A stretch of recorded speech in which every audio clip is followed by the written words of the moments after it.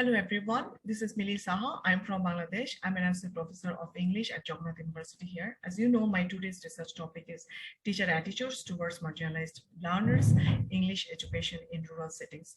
So I wanted to investigate the rural English language teachers' attitudes towards the socioeconomically diverse learners and their pedagogical choices and practices that are impacted by their attitudes.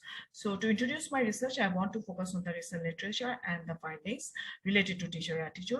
As we say, students' learning opportunities can be affected by several variables, including socioeconomic factors, parents' education, school structure and resources, safety, learning disabilities, language barriers, teacher factors, willingness, etc. So I believe these variables are more closely related to second language learning, and teacher attitudes here refer to the acceptance of socioeconomically diverse learners and the willingness to accommodate these learners' instructional necessities. And these include teachers' beliefs about the learners' learning needs, teachers' roles, pedagogical choices, necessary teaching strategies, etc. On the other hand, understanding teacher attitudes towards language learners is crucial because these explain and control their professional behaviors and practices, although teacher attitudes and beliefs towards learners are hard to measure since they might be unaware of the biases or the manners shown to the learners. And this happens with all of us, and this usually we are impacted by our previous learning experiences. So the marginalized Bangladeshi English language learners have already historically been under-deserved and under-achieved both linguistically and educationally. The theoretical framework includes two aspects. One is the elements of teacher attitudes and the impact of their attitudes on their practices. So the five most commonly considered attitudes include teachers' genuine care and kindness, willingness to share the learning responsibilities, a natural sensitivity to student diversity, interest in providing meaningful learning experiences equally, and keenness in encouraging learners' creativity. So implementing inclusive educational policies involves the teachers' willingness to accommodate diverse learners' special education needs in the classroom, and these are influenced by their attitudes, and teachers often have the negative attitudes towards learners' challenging behavior and learning difficulties, and those who are quite non-responsive or and quite silent inside the classroom, they are really challenging for the language teachers. So teacher attitudes towards English language learners' inclusion and significance differ with the professional development and training quality. Training has an obvious impact, and we know the trainee teachers are usually more interactive, and non-trainee teachers are more lecturing, as it happens with other subjects. And teacher training has a noticeable effect on the instructional choices and learners' academic outcomes, addressing teachers' biases and negative attitudes to mitigate them. So to look at my research questions, I picked the research because the language teachers' attitudes towards communicative language teaching and LO1 use in the EFL classes have been analyzed in Anasari and Suchi and Islam in the local context. However, no research has addressed teacher attitudes towards rural or marginalized language learners in the country. Also, this study explores if teachers' attitudes towards rural learners influence pedagogical aspects, including agency, instructional approach, self-efficacy, or training, implementation, etc. And I also investigate if teacher variables such as age, learning, age, gender, living experiences, and affect their attitudes and educational choices. These things. So beliefs are potent predictors of action, and therefore assessing teacher beliefs and analyzing how they accommodate these classrooms can add new insights to the existing literature, as I believe. And that's why I included some research questions, like those are following. What are Bangladeshi English teachers' attitudes towards rural language learners? Do these attitudes vary with teacher gender, education, training, age, and urban living? How do teachers' attitudes influence their pedagogical choices and practices? The methodology that I chose was a mixed method framework, and the participants included 100 English teachers teaching at the rural elementary and primary high schools. The tools included survey and semi-structured interviews, and I analyzed data both statistically and thematically using content analysis. So to look at the quantitative findings, we see high school English teachers generally hold positive attitudes towards marginalized rural language learners. As figure 1 shows, 88.8% of teachers agree that their feelings and emotions, including kindness, care, or enthusiasm, are significant in learning a second language. Again, 92.5% teachers they believe in sharing teaching responsibilities and giving learners freedom in a language class. And almost all of the teachers, like 98.7%, accept every student as unique and essential, except only 1.3% of them, and none is unsure about it. So all of the attitudes are quite positive, and also a great majority of 81.3% of teachers believe every student can learn English and will surely learn it, although a few of them, consisting of 9.9% participants, are dubious about it. Finally, a large group of 89.9% of teachers admit the need for learner imagination and teacher acceptance in foreign language learning. So we find the teachers are quite positive about the learners and the learning context. So I wanted to check the correlations between teacher perceptions or attitudes and the variables. So as table 2 shows, teachers' gender and teaching experience have no statistical correlation with their attitudes. However, professional training has some impact, especially on the perceptions about the roles of teachers' feelings, such as affections, passions, worries, and disapproval in language learning. So ELT trained teachers are more aware and caring to the learners, as the hypothesis accepted. Also, trained teachers accept students' performances and acknowledge students' creativity more than the non-trained ones, as this is shown in table 3. So table 4 shows some impacts of teachers' pre-service education on their attitudes towards the rural language learners. The variable correlates to the teachers' perceptions about learner freedom, responsibilities, imagination, and acceptance in the language class. And teachers holding bachelor or master's degree in English, language teachers, allow more freedom or duties to the learners, and these teachers show more acceptance for the learners with all their potential. However, teachers' urban living experiences have no impact on their attitudes. So we see training, pre-service training or in-service training has obvious impact on their attitudes, and it really differentiate among them. So to look if the teachers have genuine care and kindness for their learners, we see the participants frequently mention about learners feeding and their food quality that usually impact their motivation and their class participations or language learning aptitudes.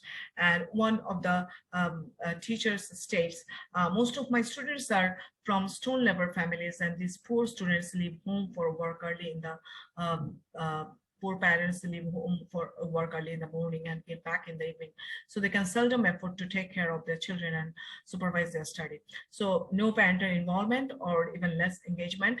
So teachers take these responsibilities for the children belonging to the institution, and they say we try to adopt them, convince them about the practical use and prospects of learning English.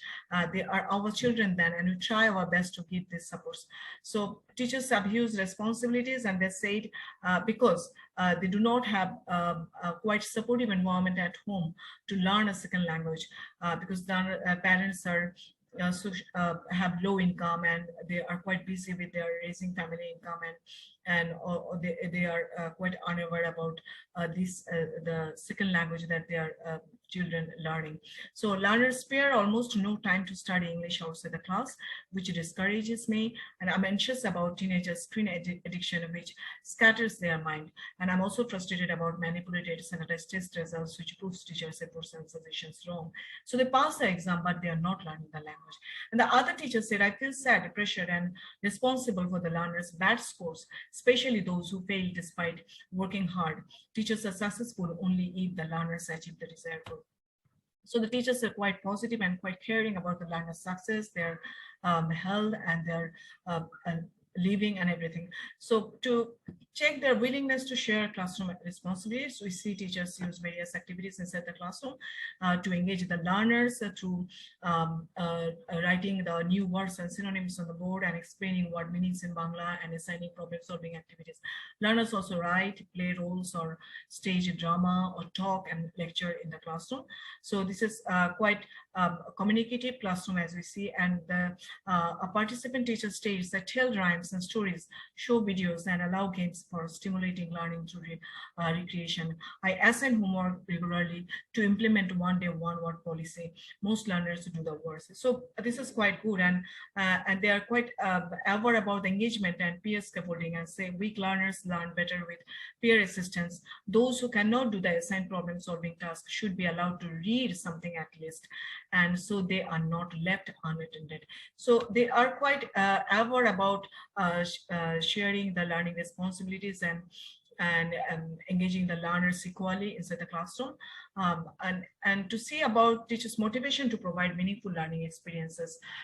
We see limited technological access and insufficient teacher training facilities make communicative language teaching challenging, and multimedia is essential to deliver the curriculum content successfully and attain the daily learning objectives. So the teacher says, since rural parents often fail to afford necessary books and other resources, using multimedia is a must to ensure equal classroom learning. So this can compensate the learners' inability to bring necessary materials every day to the classroom. And the other teacher says, I use pair and group works to ensure practicing skills and teach vocabulary to acquire the working language. And negative feedback and unconstructive comments or reactions surely discourage these learners, and we cannot do it. I try hard to speak and reinforce positively to get them back to work. So they are quite interested in teaching them and to get them successful in learning the language. So the other teacher states the language usage is suppressed under subject learning, and meaningful language learning is an all-day round process where parents have a pedagogical share of watching and supervising, but the parents cannot provide that.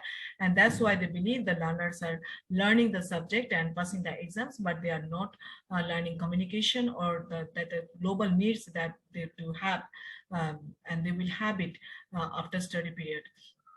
So we have one of the participants states, we have started visiting home and calling over the phone.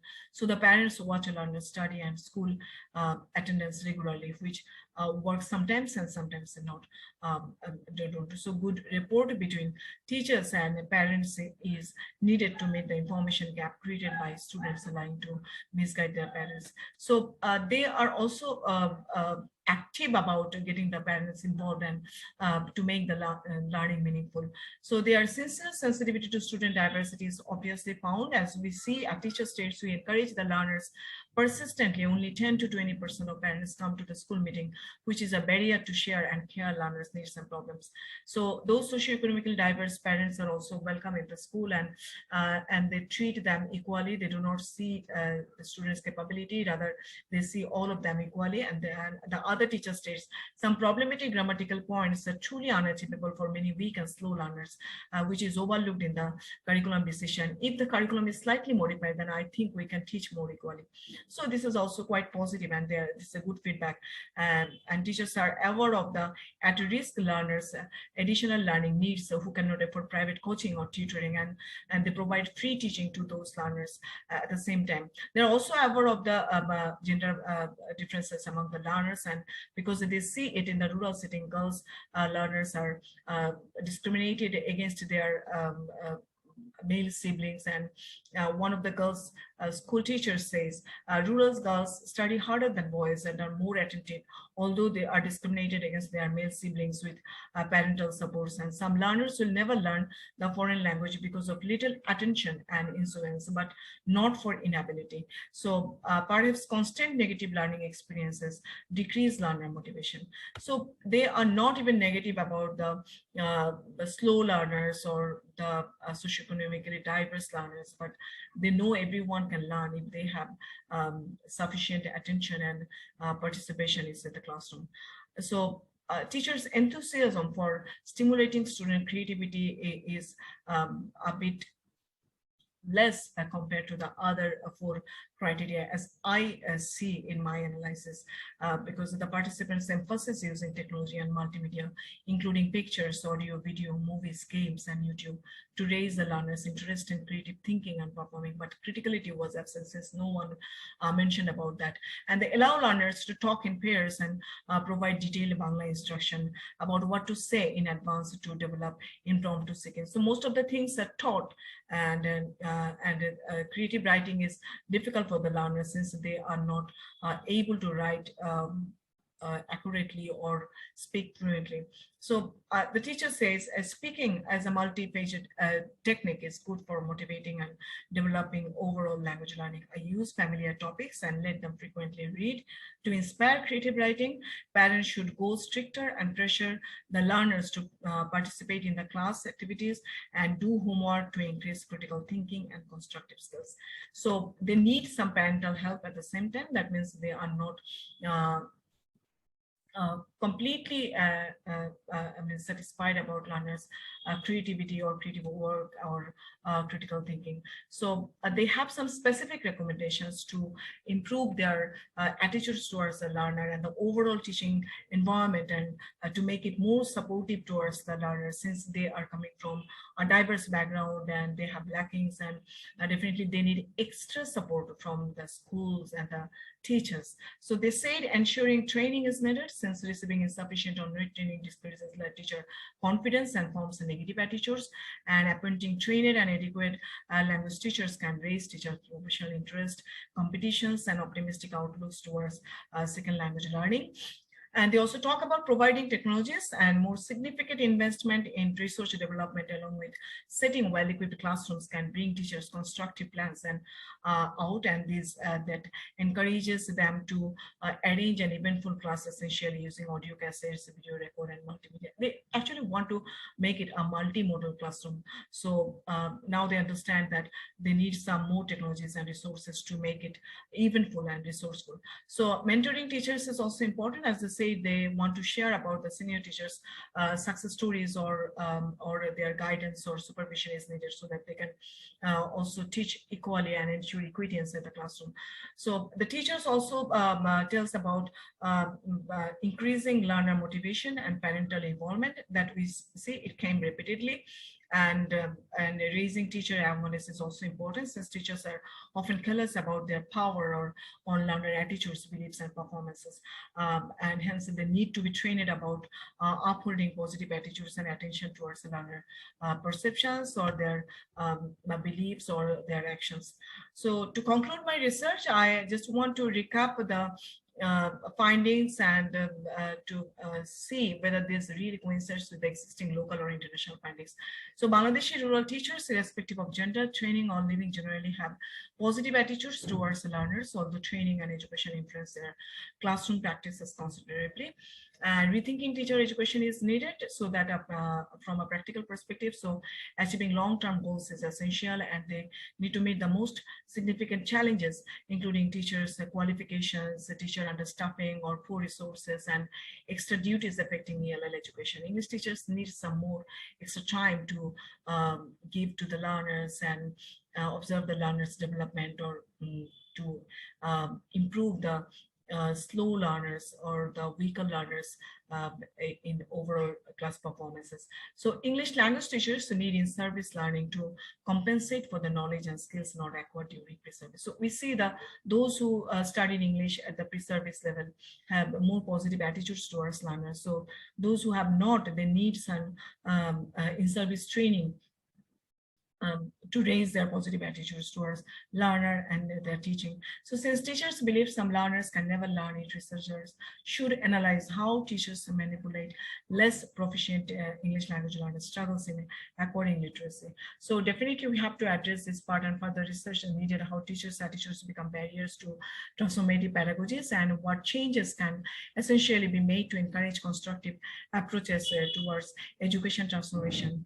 And the conclusion calls for some immediate steps addressing the educational inequity issues in rural Bangladesh, and improving pre and in-service teachers' instructional and cultural competences that involve their empathy towards the poor, at-risk, and vulnerable student population. So that's all from me today, and these are the references that I used for my presentation. And thank you, everyone.